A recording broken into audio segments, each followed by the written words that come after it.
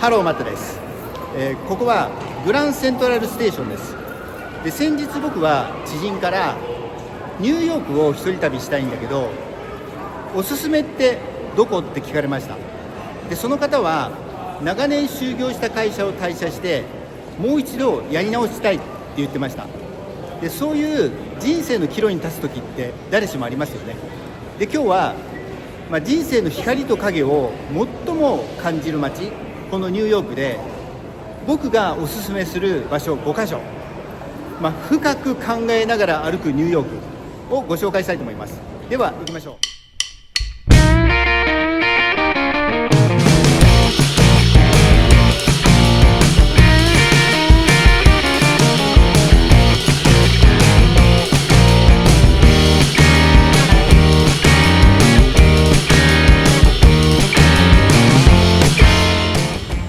お話ししながら歩くこの場所はグランセントラルステーションです。で、ちょうどここがね、この通り、これがレキシントンです。レキシントンアベニューで、正面が43ですね、これがね。で、振り返るとここに有名なグランセントラルマーケットです。日本のテレビでもよく紹介されるこのマーケットを歩きながらお話ししたいと思います。で、今日お話しする、ニューヨークで、人生の岐路に立った時に巡る5カ所、僕がお話をするね、順番がいいかなと思います。で、やっぱり毎日いろんなことがあるし、僕だけじゃないんですけど、結構厳しいですよね、みんなね。で、たまに10年後どうしたいんですかとかって聞かれたりするんですけど、そもそも1年後も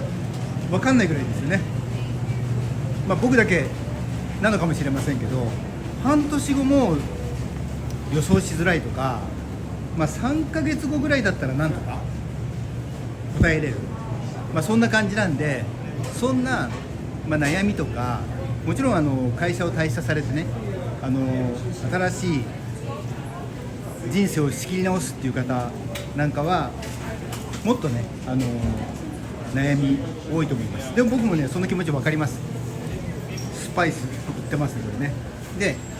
そういう岐路に立った時に、まずね、ニューヨークでどこに足を運んでほしいかというと、やっぱりチャイナタウンです。で、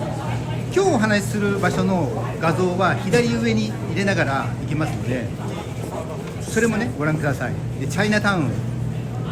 早朝に訪れても夜遅くに訪れても本当にね、皆さんね、一生懸命仕事してるんですね。で、ふるさとを遠く離れてで、ね、頑張ってるんです。で、僕ね、その姿を見るだけでも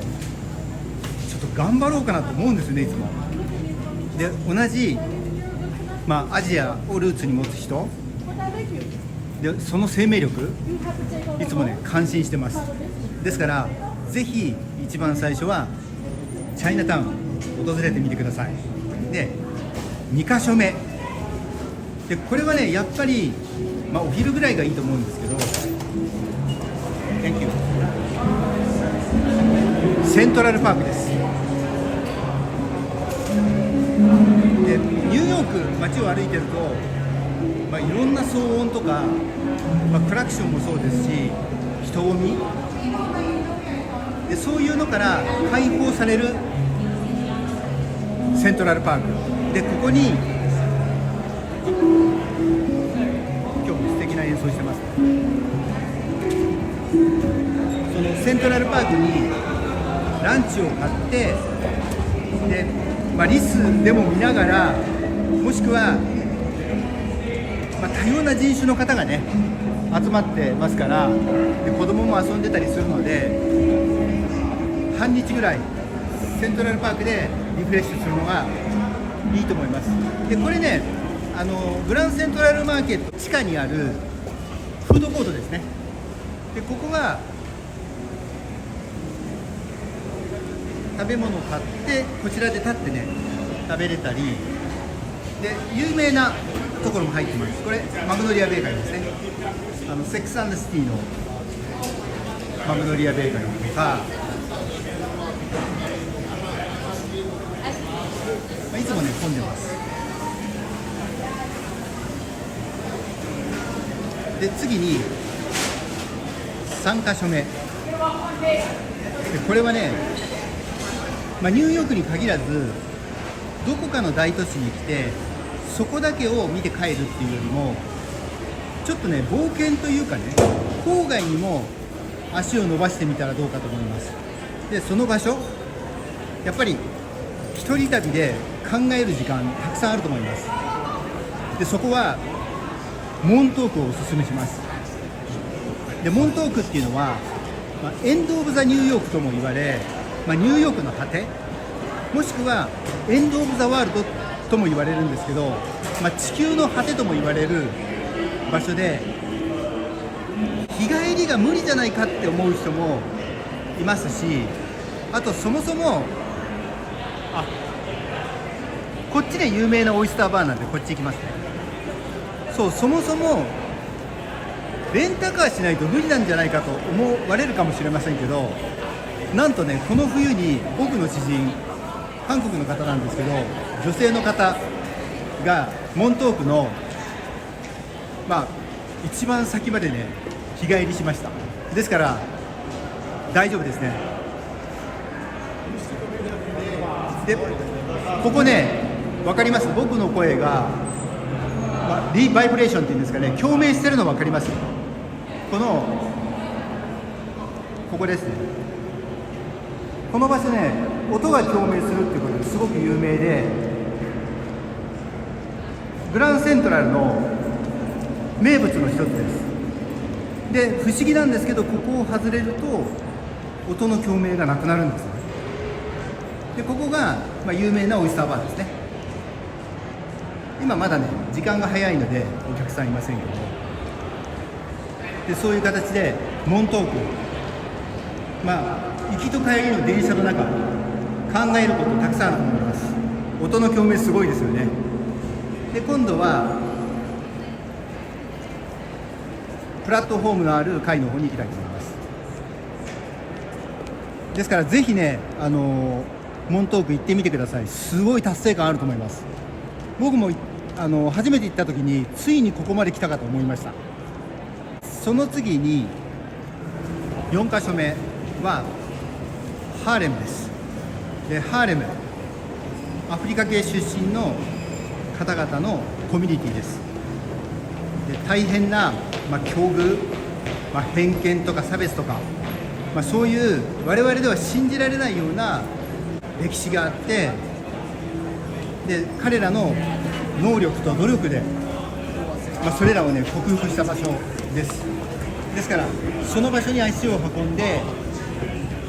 明日への希望っていうんですかね、どんな境遇からでも前に進めるものを感じたいなと思います。で訪れる場所としては、有名なアポロシアターやシルビアではなくて、ハリエット・タブマンの銅像がいいと思います。でハリエット・タブマンってご存知ですか？女性の方なんですけど、もう本当に厳しい境遇から歩みを止めることなく、自分の人生を切り開いた方です。ですから数年前に映画にもなっているので、ぜひね見ていただいてから足を運ぶのがいいと思います。今ね上に上がってきて、ここがねグランセントラルステーションのハイライトですね。本当にね綺麗なんですね。このグランセントラルステーションは改めてどっかでビデオ作ってご紹介したいと思います。ツアーもありますからね、ここは。で最後に5カ所目がこのグランセントラルステーションです。でこの場所はもちろん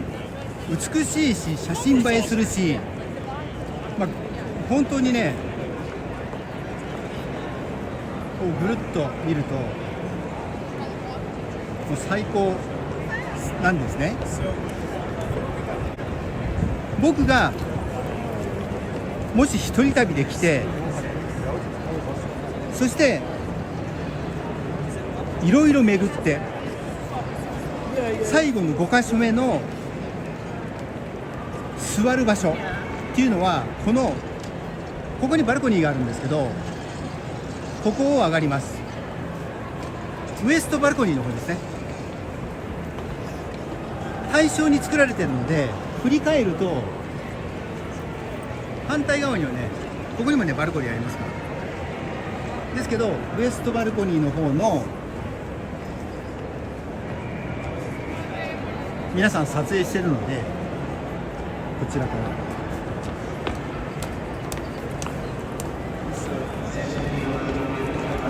ここにね、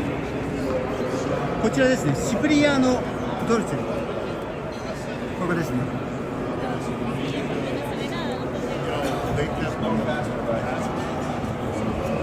この一番ね、今赤いセーター着てる女性の方が座ってるあの場所、あそこに座って、そして行き交う人を眺めるのがいいんじゃないかなと思います。で、忙しくねやっぱり歩み続ける人の姿を見てると、もうやっぱりもう一回頑張ろうかなとかね思います。で、僕がね結構一人で出張に来てる時はここでね考える時間結構あったので座って眺めてました。ですからぜひここから人を眺めながら、全員にね、皆さん全員にそれぞれのストーリーがあると思います。で、きっと誰かのために頑張ってると思います。ですからここが5か所目で、そしてもう一回